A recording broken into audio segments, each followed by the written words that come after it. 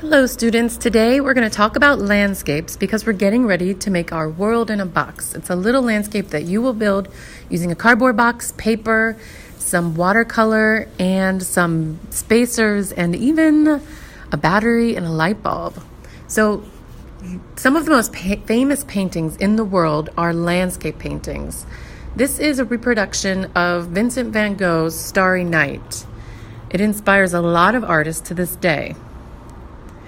There's also painters like Albert Bierstadt, who showed us the grandeur of landscape in painting from a very early on time.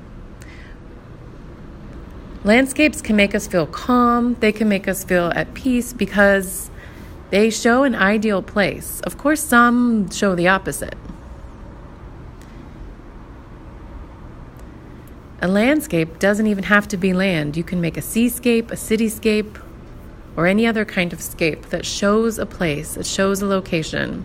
Sometimes there's man-made objects, sometimes there's not. This is a very famous photographer named Ansel Adams who showed the beauty of our natural parks in his photography. So here's the landscape that shows plenty of man-made objects. It's a famous city, St. Louis. Here's another famous location. This is a landscape photography, but the building, the man-made object, takes up a prominent place. Here's another landscape that shows a place, and there's nature as well as a man-made object. So I want to show you something called atmospheric perspective.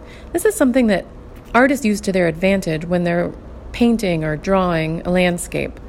Atmospheric perspective tells us that something might be crisp and clear and dark or bright in the foreground, and then it might get fainter or more blue-gray in the background.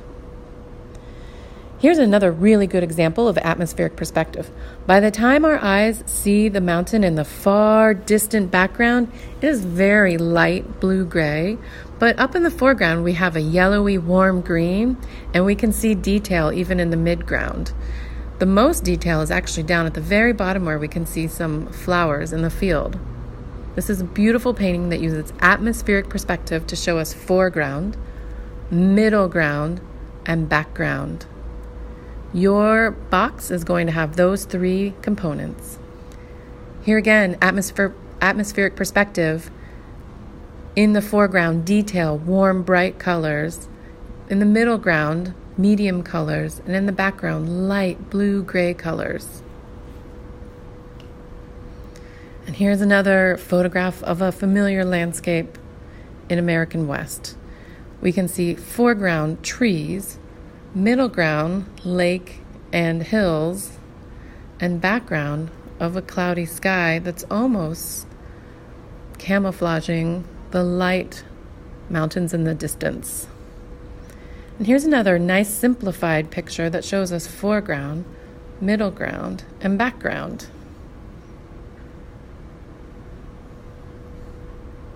So for your box, you're going to get one box, you're going to get a background paper, you're going to get 1, 2, 3 long strips because 2 of them are for the top and bottom of the inside of your box, and 1 is for your foreground. You're going to get 2 short strips for the sides of your box, the inner sides, and you're going to get a middle ground piece that's not quite as tall as your background, and your foreground and middle ground will be trimmed to suit your design.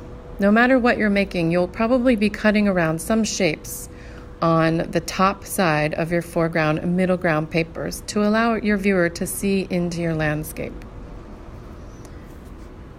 That's all for now. I'll show you more in class.